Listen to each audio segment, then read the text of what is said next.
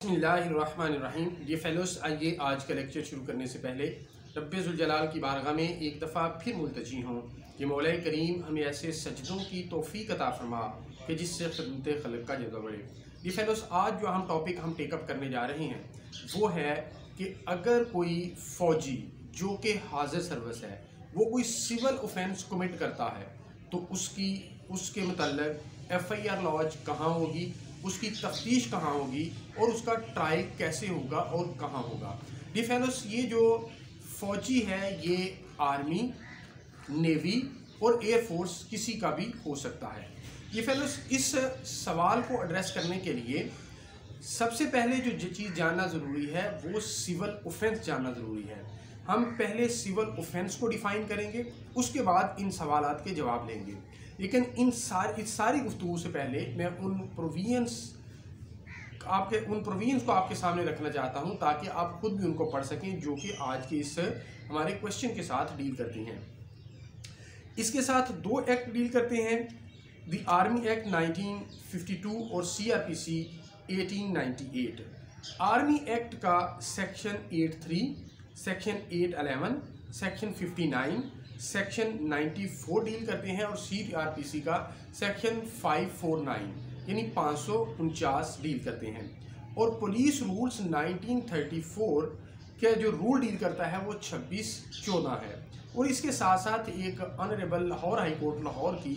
बड़ी explanatory एलुसिडेटिव judgement है इस पॉइंट पर, वो है PLD 2012 लाहौर 194। इन सारी प्रोविजंस ऑफ लॉ और जजमेंट की रोशनी में हम आज के टॉपिक को डिस्कस करेंगे।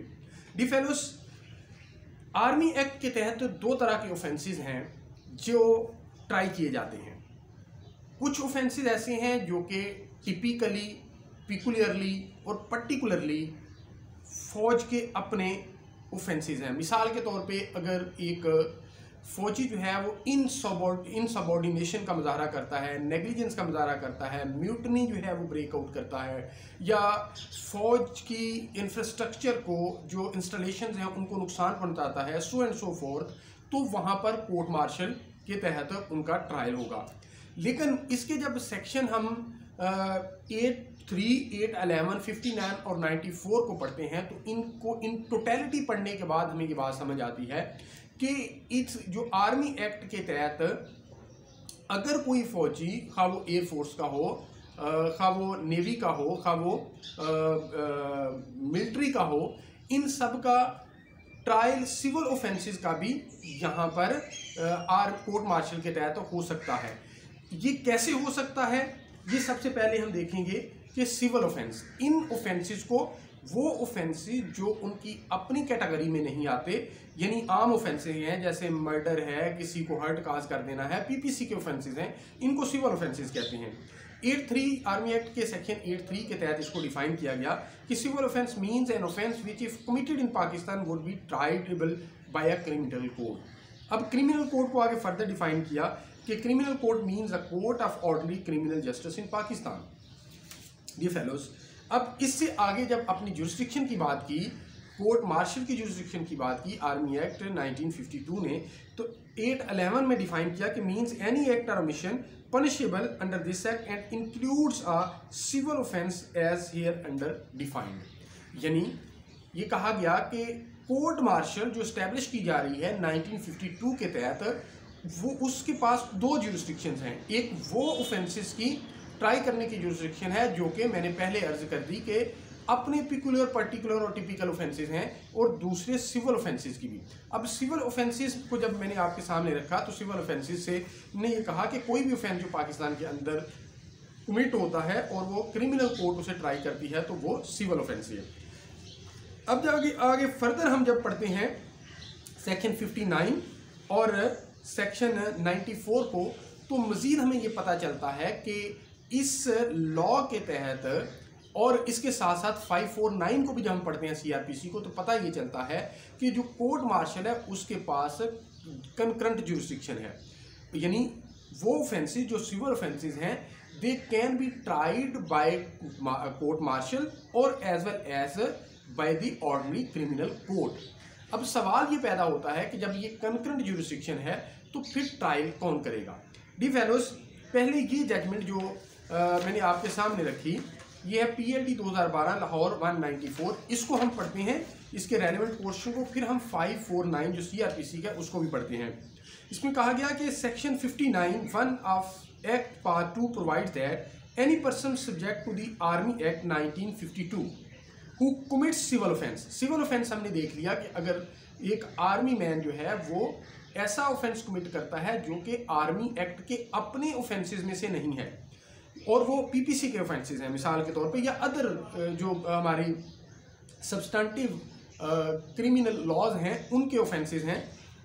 जैसे रेप एक्ट आ गया अब हमारे पास, या इससे पहले जो है वो जिना ऑर्डिनेंस था, इस तरह के जितने भी ऑफेंसेस हैं। shall be guilty of offence under the act but subject to the provision of subsection 2 since respondent number 2 is on active service thereto offence of murder though civil offence shall be treated as an offence under the Army Act 1952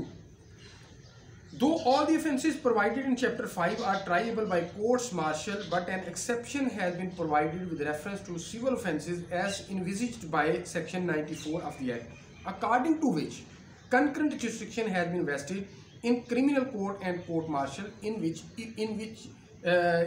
eventuality it shall be in the discretion of the prescribed officer to decide before which court the proceeding shall be instituted, and if that offence decides that accused shall be tried before a court martial then the accused shall be detained in military custody. Dear fellows, इस judgement के अंदर ये कहा गया कि अगर एक army man ने सिविल ऑफेंस कमिट किया है, जैसे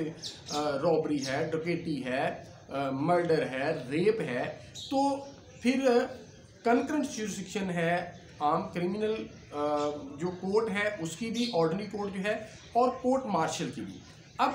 कौन ट्राई करेगा, तयन कैसे होगा इस कंकरेंट ज्यूरिसडिक्शन के होते हुए, इसके हवाले से इस जजमेंट ने 59 का हवाला दिया, सेक्शन 94 का हवाला दिया, सेक्शन 83 का हवाला दिया और सेक्शन 811 का हवाला दे के ये कहा कि अब ये तयन इस तरह होगा कि जब एक ऑफेंस कमिट हो गया और उस ऑफेंस की कमीशन के बाद, मिसाल के तौर पे after the commission of an offence FIR launch हो गई लोकल पुलिस के पास और उसके बाद उसकी इन्वेस्टिगेशन हो रही है और जो अक्यूज्ड है यानी किसी आर्मी, नेवी या एयरफोर्स की एक्टिव सर्विस में पाकिस्तान के अंदर, तो उसको अरेस्ट कर लिया। जब उसे when he is produced before the magistrate या ट्रायल कोर्ट के पास वो जाता है, तो उस वक्त मजिस्ट्रेट या ट्रायल कोर्ट जो है वो एक रेफरेंस बना के भेजेगी टू दी कमांडिंग ऑफिसर जो प्रेस्क्राइब्ड उस 1952 के अंदर दिया और रूल्स के अंदर दिया गया। अब वो डिटरमिन करेगा कि आया कि उसका कोर्ट मार्शल किया जाए या कि ऑर्डिनरी कोर्ट उसका ट्रायल करे। अगर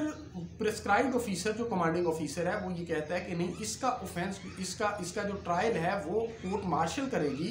तो उस वक्त फिर जो कस्टडी है वो कमिट कर दी जाएगी to the army, to the commanding officer के वो हैंड ओवर कर दिया जाएगा। तो डियर फेलोस, ये जो सोल डिस्क्रेशन है that is of the commanding officer कि किसके पास ट्रायल होगा। यही बात 549 कहता है। इसको मैं आपके सामने रीड आउट करता हूँ, फिर फाइनल सारे सवालात के जवाब वन लाइनर हम देंगे। Delivery to military authorities of person liable to be tried by court martial, federal government में make rules consistent with the code and the Pakistan Army Act 1952, the Pakistan Air Force Act 1953, and the Pakistan Navy Ordinance 1961, and any similar law for the time being force as to cases in which persons subject to military, naval or air force shall be tried by a court to which this code applies, or by court martial, and when any person is brought before a magistrate and charged with an offence for which he is liable to be tried either by a court to which this code applies or by a court martial, such magistrate shall have regard to such rules and shall in proper cases deliver him together with the statement of the offence of which he is accused to the commanding officer of the regiment, corps, ship or detachment to which he belongs, or to the commanding officer of the nearest ministry, naval, air force, as the case may be for the purpose of being tried by the court martial. आगे apprehension of such person, अगर उसे arrest police ने कर लिया है तो फिर अगर मजिस्ट्रेट और ट्रायल कोर्ट ये फैसला कर लेती है, जो कि उस पर बाइंडिंग है कि वो रेफरेंस बना के भेजेगी टू दी कमांडिंग ऑफिसर, तो फिर कमांडिंग ऑफिसर अगर ये डिसाइड कर लेता है कि ये इसका ट्रायल कोर्ट मार्शल करेगी, तो फिर उसका प्रोसीजर क्या होगा, किस तरह उसकी जो कस्टडी है उसको हैंड ओवर किया जाएगा। Every magistrate shall, on receiving a written application for the purpose of the commanding officer of any body, or soldiers, sailors, or airmen stationed or employed at any such place, use his utmost endeavour to apprehend and secure any person accused of such offence, notwithstanding anything contained in this code, if the person arrested by the police is a person subject to Pakistan Army Act 1952 and offence for which he is accused is triable by court martial, the custody of such person and the investigation of the offence which he is accused may be taken over by the commanding officer of such person under the said act. The fellows, अगर कोई offence commit होता है by the army man in active service, तो उसकी FIR launch हो सकती है, उसकी इन्वेस्टिगेशन हो सकती है, उसको अरेस्ट किया जा सकता है। लेकिन अगर कमांडिंग ऑफिसर ने ये डिसाइड कर लिया है कि उन्होंने ट्रायल जो है वो कोर्ट मार्शल ने करना है, तो फिर उसकी जो इन्वेस्टिगेशन है that can be taken over, उसकी कस्टडी ली जा सकती है, कमांडिंग ऑफिसर ले सकता है और उसका ट्रायल वहाँ पे चलाया जा सकता है। ये फेलोस, ये था एक ऑफ्ट आस्क्ड क्वेश्चन जो मैंने आपके सामने रखा। उम्मीद है कि आपको प्रॉपर इसकी कम्प्रीहेंशन डेवलप हो चुकी होगी।